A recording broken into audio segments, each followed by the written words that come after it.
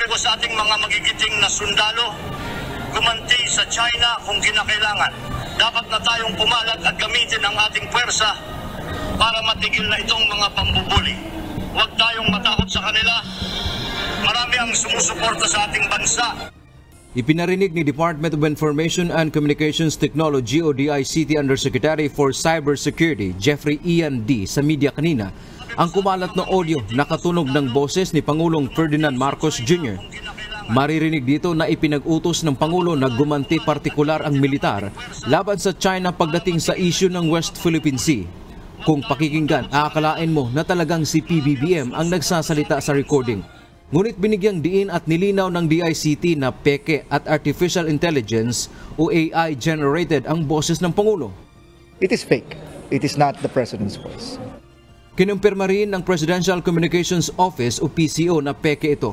Ipinabura na ang audio-video mula sa social media platform na YouTube pero mayroon pa rin anyang ibang lumitaw na kopya nito. Bunso nito, makikipagtulungan ang DICT sa ibang mga ahensya ng pamahalaan tulad ng National Bureau of Investigation o NBI at Philippine National Police o PNP para maimbestigahan kung sino ang nasa likod nito.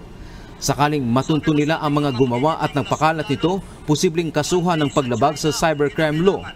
We don't have any leads yet. Don't worry, we'll let you know.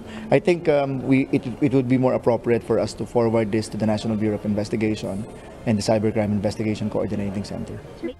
Dagdag pa ng kagawaran, hindi dapat ipagsawalang bahala ang isyo dahil unang beses itong ginamit ang boses ng Pangulo para magpakalat ng pekeng impormasyon hinggil sa policy statement sa West Philippine Sea at seguridad ng buong bansa ang nakataya rito. In the past kasi, the voice of the President and other past presidents were used for jokes. May pinapakanta pa nga sila, binividyoke, etc. Sumasayaw. These are harmless. Para naman sa National Security Council, maaaring may naglalabas ang pekeng video ay dahil sa ginagawang balikatan exercises ng Pilipinas kasama ang iba't ibang bansa. Paglilinaw ng NSC, walang paghahanda para sa giyera at ang balikatan exercises ay bahagi lang ng kasunduan sa ating mga kaalyadong bansa. This is not a prelude to war. This is just a preparation of both countries for whatever threat there may be in accordance with the Mutual Defense Treaty.